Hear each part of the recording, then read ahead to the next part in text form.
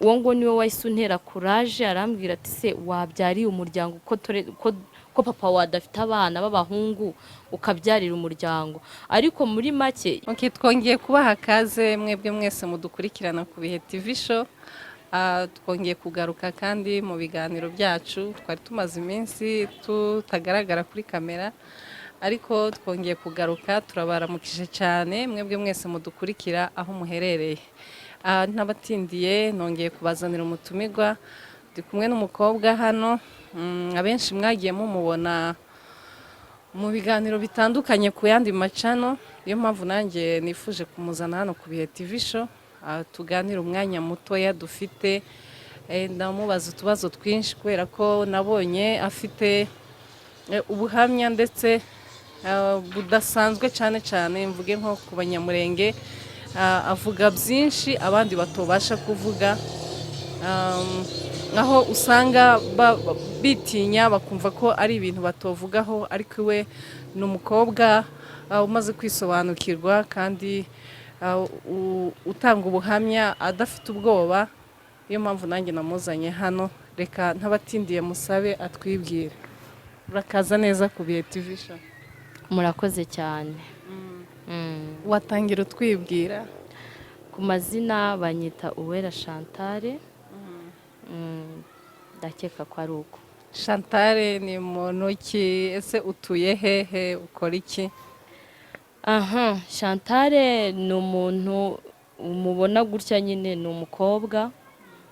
Icyo nkora ndahasoringa, nimba ari ukuhasoringa nyine ndashakisha nyine imibereho. Chantal, wenda ndatinze, hari ubuhamya nigeze kubona urimo kuvuga, uvuga ko uri umukobwa ariko ufite abana 4 b'abahungu wabyariye iwanyu, niko dukunze kubyita. Bakunze kuvuga ngo yabyariye iwabo. Chantal, iyo ubundi akenshi iyo umuntu abyaye umwana umwe usanga ahita arekera aho ngaho, ugasanga wenda abantu ntibamwakiriye neza mu muryango, agahita afata icyemezo cyo kurekera aho ngaho. Aho usanga cyane cyane nk'abantu b'iwacu ntibabyakira neza cyane. Ni iyihe mpamvu? Wowe byagenze gute? Sa n'uduha story uko byagenze, ukuntu wabyaye umwana wa mbere, ukuntu waje gukomeza, byagenze gute? Murakoze cyane. Wenda sinavuga ngo gukomeza ni byiza, gusa wenda navuga yuko wenda ari burya ni intandaro yo kubura ababyeyi kugira ngo wenda mbona abo bana bangana gutyo. Urumva iyo ubyaye umwana wa mbere udafite umubyeyi, bitewe wenda nta babyeyi ufite hafi ngo bagende bakwereka nyine inzira ukwiriye kuganamwo, njye nkabona ari cyo cyatumye wenda izo mpanuka zimbaho gutyo. Si ukuvuga ngo ni uko nari mbikeneye, kandi ndabizi ko iyo umuntu abyaye umwana wa mbere aba nk'igicibwa mu muryango. Ariko nemeye ko ibyo byose biba, mbyara uwo mwana wa mbere, wa kabiri nuko, ariko ndabyakira. Ariko ntabwo ari ukuvuga ngo ni nko kwirata kugira ngo wenda mbyara abo bana bose. Mbese navuga ko ari ukubura kw'ababyeyi. Impamvu nari mbikubajije, hari igihe, kuko si we wenyine, ariko hari igihe usanga mu muryango akenshi nk'umuryango bakenye nk'abana, cyane cyane iyo bagize ikibazo cy'abana b'abahungu ntibabone nk'abana b'abahungu. Ugasanga wenda hari n'ababyeyi cyangwa bakubwira ngo bagafata nk'umwana umwe w'umukobwa bakamubwira ngo icara ubyare, kugira ngo wenda barebe ko yakongera akungura umuryango. Wenda bana abyaye ugasanga babitiriye wa muryango.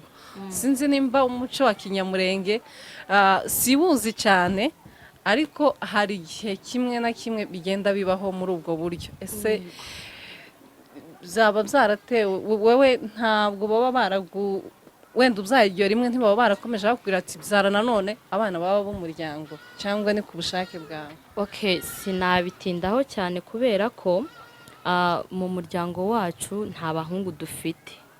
Noneho nkagira wenda ngira abasaza bagiye bo muri famiye, kubera ko babonye wenda mbyaye abana 2 wa gatatu, uwo ngo niwe wahise untera courage arambwira ati se wabyariye umuryango ko papa wadafite abana b'abahungu ukabyarira umuryango. Ariko muri make ikinyamurenge ntabwo nkizi cyane kubera ko sinumvaga ko antera iyo courage yo kugira ngo mbyare, ariko muri we yabonaga wenda ndi inyungu y'umuryango yo kugira ngo mbyarire mbese umuryango wa data.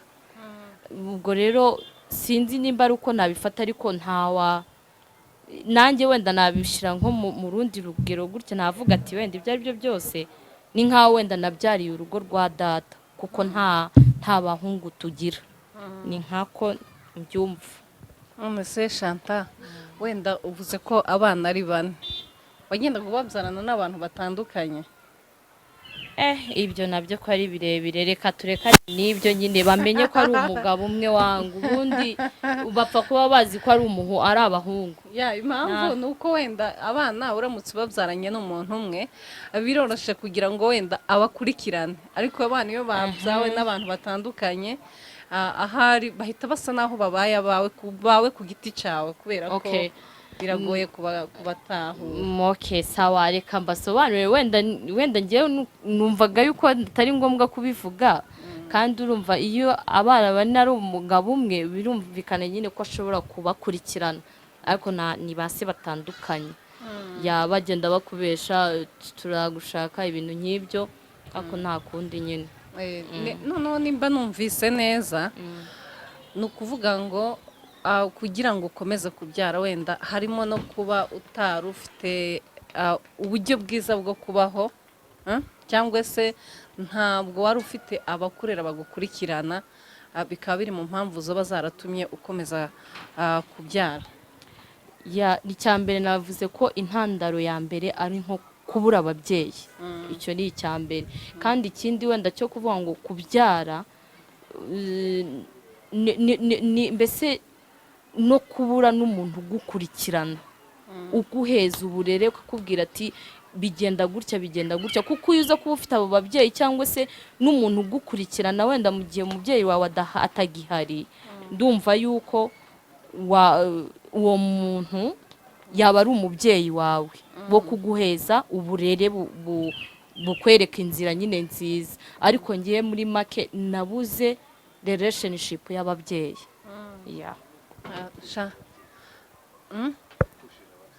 Ndabyumva. Muri make no kuvuga ko wabuze ababyeyi, wapfushije ababyeyi.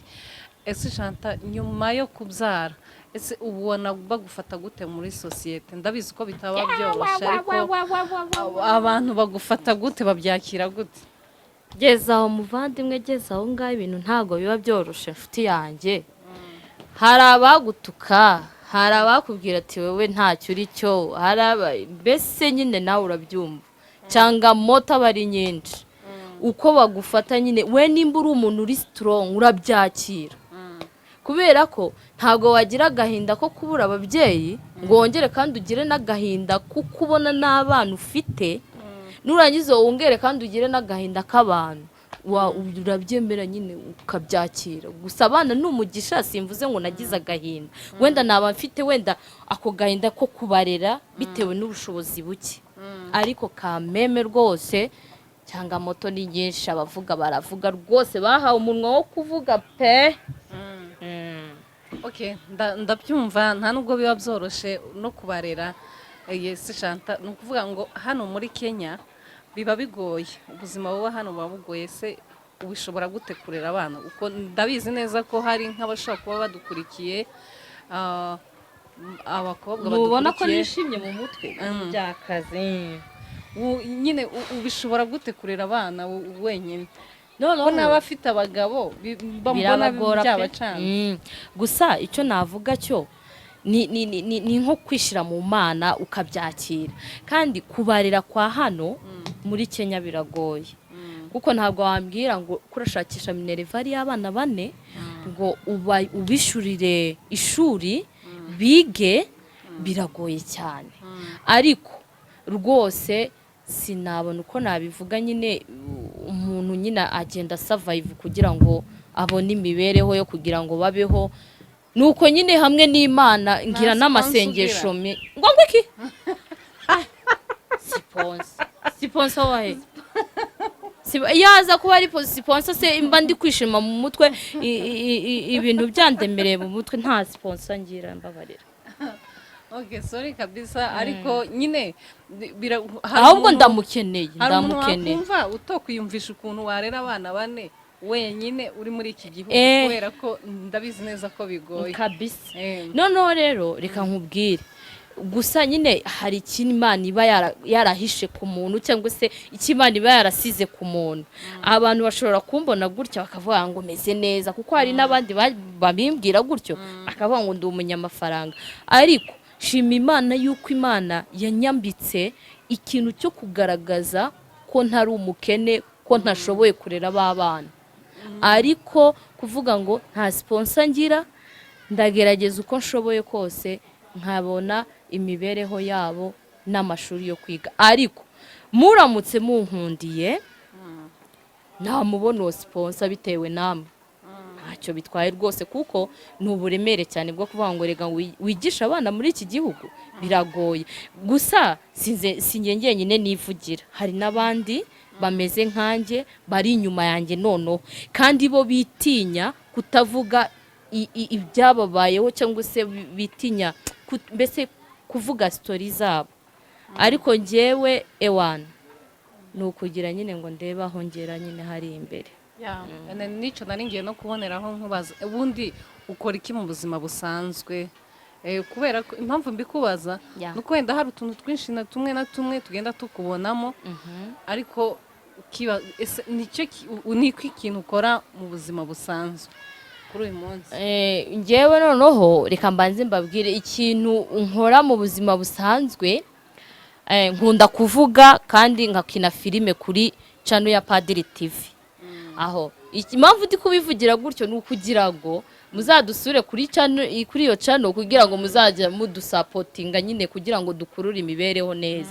Noneho ikindi nkora mu buzima busanzwe kugira ngo wenda mbashe kusurvive, nkata udufiriti nitwo nkata ntekera abantu mbese udufiriti kakuma. Ariko rero ndabasabye bantu b'Imana mumpe igishoro kugira ngo ntazongera kubasaba ifaranga, kuko iyo umuntu amaye igishoro ndagenda nkinjiza muri ya stock noneho nkabona wenda ka school fees, nkabona iyo rent, byomfasha rwose ni amahoro. Nukuri abadukurikiye barimo kubyumva, wakumva hari ikintu yafasha Chantal, urumva ko ntabwo bimworoheye, wakumva hari ikintu yamufasha turaza gushiraho umurongo, wakumva hari ikintu yamufasha yamugezaho ubutumwa, kuko murumva yuko nawe afite ibintu byinshi kandi hariho umuntu utagira courage yo gukora.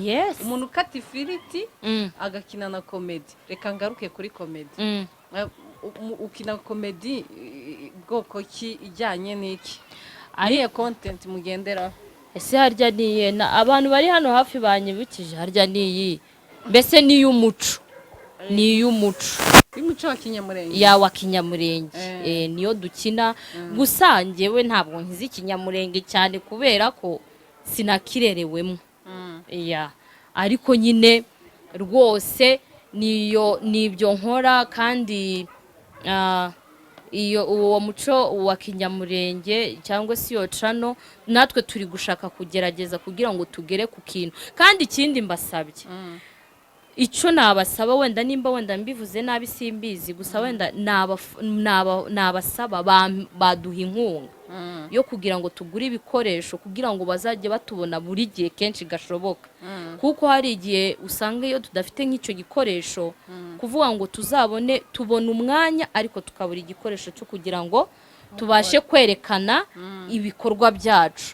Rero aho badutera inkunga mwaba mukoze cyane. Ni ukuvuga ibikoresho musaba nibyo gukoresha murimo gukina. Tuvuge kamera, microphone na laptop. Ibyo ngibyo rwose mubitwemerera mukabiduheza, mukanaduheza na subscribe, rwose twazagaruka hano tukabashimira pe. Ariko by'umwihariko ku giti cyawe ni ukuvuga ngo wowe ukeneye inkunga kugira ngo ubashe no gukora kariya ka business kawe ukora.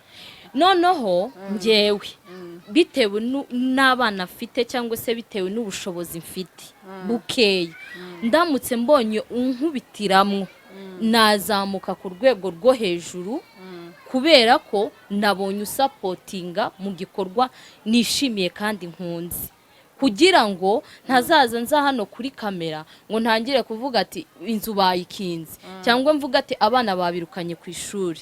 Ariko ufite uwo mutima, hari n'abandi bafite uwo mutima wo kuvuga ati nzakwishurira inzu, undi akavuga nzakurihira ishuri ry'abana, undi akavuga ati nzaguheza basi ibyishoro.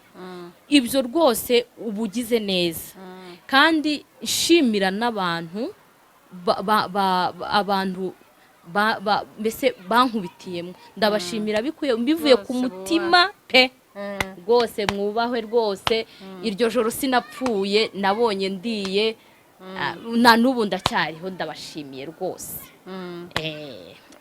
Shanta, ni ukuvuga ngo ntabwo urimo kubivuga neza.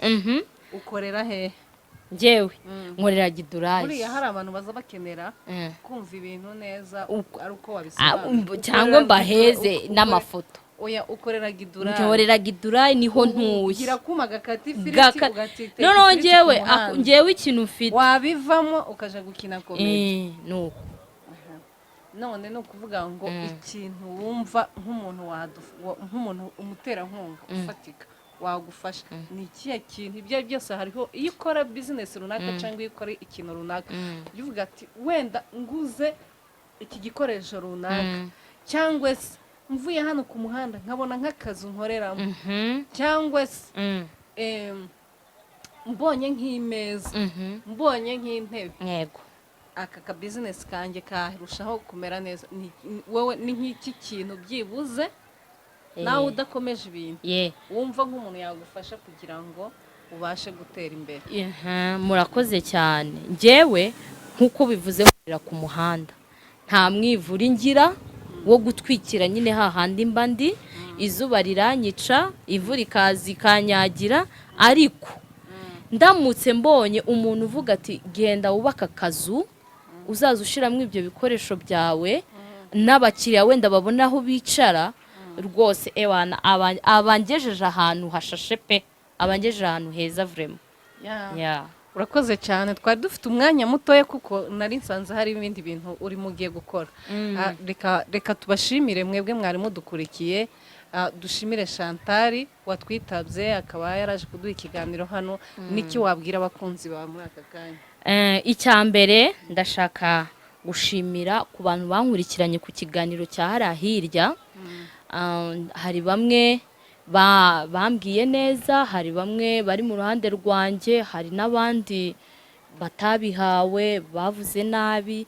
Gusa wenda icyo navuga, ndasaba imbabazi kuko nanjye narahubutse ndabasubiza, kandi bitari bikwiriye, cyangwa se wenda nabashubije bitewe n'umubabaro, bitewe wenda n'amagambo baba bakomerekeje umuntu. None bambabarire kubera ko changamoto tugenda duhura nazo ni nyinshi, kandi umuntu agomba kubyakira. Ariko kubw'ubu nyine bivuge ku yindi cano, ndagira ngo bazabibona nta kibazo. Gusa ntabwo nabonye umwanya wenda wo kuzabivuga kuri iriya cano, ariko ndashaka kugira ngo mbasabe imbabazi, abo nabwiye nabi bambabarire. Ahasigaye kuko iyo mumvuze nabi nibwo mbona n'ikiganiro cyo kuvuga, nkabona n'amagambo yo kuza kuvuga. Muri make ni ukuvuga ngo yakoze ikiganiro kuri IITV, abakibonye hanyuma hazamo abantu bamwe na bamwe bakandika komenti zitari nziza mu by'ukuri, z'ibitutsi. Nanaboneraho kukubwira wowe udukurikiye, abantu mujya muri komenti mukandika amagambo atari meza, mu by'ukuri si byiza. Wavuga ibyubaka ibitubaka ukabireka, udafite icyo kuvuga cyubaka wabireka, ariko si byiza gutukana muri comments. Reka ngushimire Chantal kuba watwitabye, ukaba uduhaye ikiganiro cyiza. Mbashimira namwe mwese mwari mudukurikiye, naho ubutaha.